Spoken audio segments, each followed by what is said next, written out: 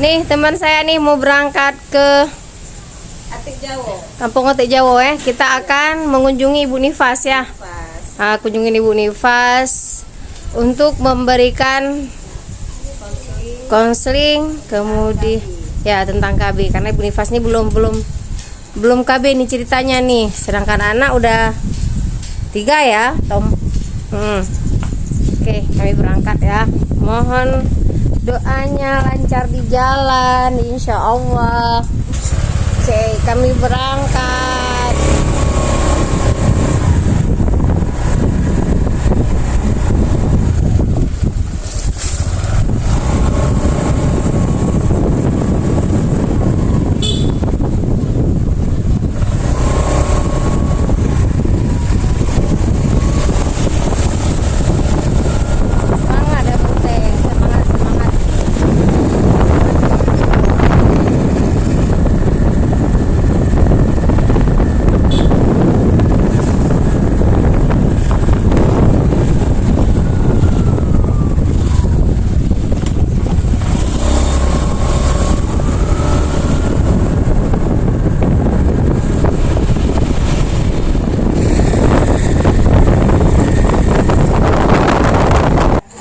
Kita hari ini akan kasih atau akan memberikan konseling masalah KB ya, atau alat kontrasepsi, berhubung ibunya sudah nifas ya. Ini hari keberapa?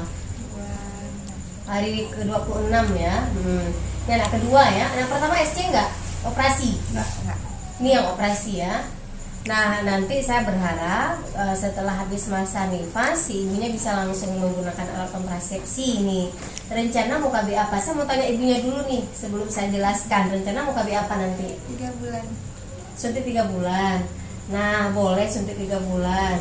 Kalau alangkah bagusnya kita menggunakan alat kontrasepsi jangka panjang. Kenapa saya anjurkan jangka panjang? Ada beberapa orang sudah menggunakan jangka panjang karena kenapa? Kita nggak ribet memikirkan setiap bulan sekali. Habis itu masuk obat ke dalam tubuh secara dur. Kalau ini misalnya implan nih 3 tahun kita pakai. Kalau IUD 7 atau 8 atau 10 tahun batasnya, tergantung dari kebutuhan si ibu. Umur 4 tahun mau punya anak lagi silahkan. Nah, implan yang kita pakai kan 2 sekarang. Nih kita pasang di sebelah kiri. Kita nanti akan buat pola dulu, akan kita lihat dulu dia di sini sebelum kita pasang. Sebenarnya mudah dan sangat praktis. Banyak orang takut. Oh iya, banyak orang takut. Selama ini kan ada asumsi ini ya, dibelah. Padahal nggak dibelah. Kan nanti ada beberapa. Udah pernah lihat video ini belum? Ada lihatnya disuntik itu. Itu disuntik dulu, habis disuntik bius, baru kita lakukan langkah pemasangan.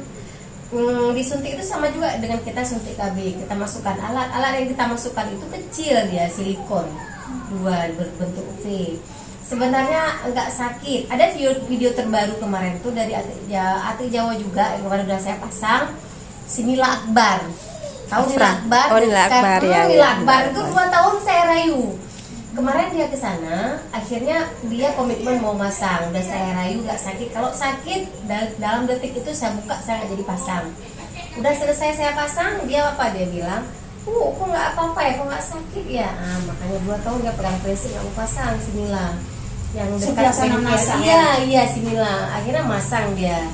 Dan akhirnya karena selama ini dia mendengar dibelah, makanya rasa takut itu yang akhirnya dia nggak mau. Setelah saya buktikan, saya tunjukin video yang kemarin kami lakukan pemasangan bakti sosial di puskesmas, dan akhirnya dia mau. Kebetulan juga ada orang Jawa juga yang masang. Nah, kalau misalnya IUD, orang beranggapan IUD ini kan dilakukan pemasangan, dimasukkan ke rahim. Anggapan banyak kita perempuan dimasukkan ke dalam rahim, otomatis kita berhubungan pasti kena. Nah, saya langsung bawa alat peraganya nih. Ini rahim kita nih. Ini yang senggama tempat kita berhubungan. Dah, yang dipasang di sini. Di sini ada mentoknya di dalam rahim kita tempat peranakan. Ini yang senggama, itu tempat kita berhubungan. Yang dipasang di sini. Anggapan lain benangnya nanti kena, benangnya disembunyikan di sini, diselipkan di sini atau dipotong disesuaikan nanti. Jadi kita berhubungan di sini. di sini, nggak di sini.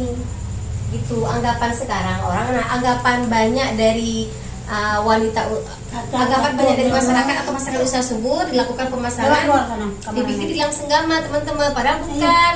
Ibu-ibu yang kita lakukan pemasangan tetap di dalam rahim si ibu.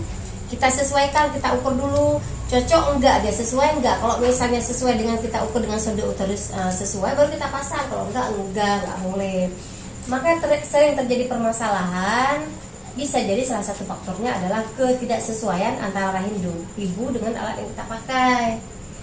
Misalnya 3-4 itu nggak bisa kita pakai, akan keluar dia, ya kan? Otomatis bukan pada tempatnya yang kita pasang, akhirnya dia terbuka kembali. Ada udah boleh mikir nih apa mau IUD atau mau implan. Kalau saran Bu Nur nih udah anak kedua, SC anak kedua, daripada boleh mikir IUD atau implan. Kalau Bu Nur itu kembali kepada si ibunya, ya.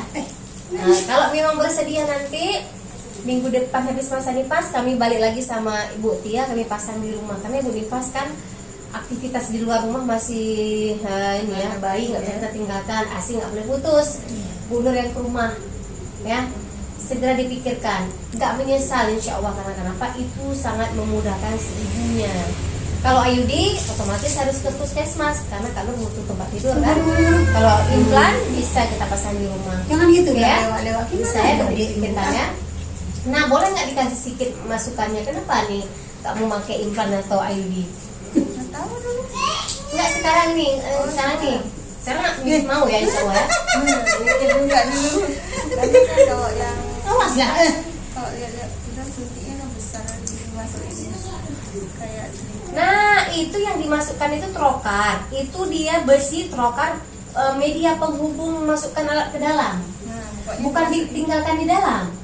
tapi ini kan Dia penghubung aja. Waktu juga di ditusuk di kulit disesuaikan dengan alat trokar. Kalau Kalau belum yang kecil. Kita lihat belum dia aja besar, belum. Permisi lewat aja. Di zoom dia dibesar dia, tapi waktu kita masuk Kenapa helmnya nggak kecil dibuka alatnya. dulu? Itu akan dicabut kembali. Ambil tasnya, Nana. Setelah nanti kita ini kembali kecil, ada sipil segini. berarti itu yang implan. Nah, itu hanya media penghubung ke dalam kulit kita aja. Itu akan dicabut kembali, yang ditinggalkan silikon 2. Bagus juga nih muncul pertanyaan dari si adik, akhirnya kan jadi tidak ini ya, tidak salah informasi. Ini nih yang kita tinggalkan 2 nih.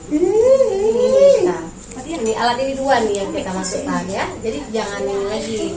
Tapi si ibunya selama ini beranggapan bahwa trokar yang kita masukkan, trokar itu yang kita tinggalkan dalam kulit. Padahal bukan.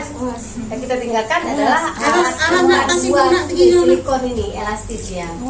Itu akan dibuang. Gak paham berarti ya, Dama. Ini insya Allah nanti akan dipikirkan ya. Jangan dipikir lagi, kalau saran Bu Nur jangan dipikir lagi, langsung tancap gas dia. Insya Allah, iya masih ada hari. Ya, oke sip. Ya, oke deh. Nah, apa-apa.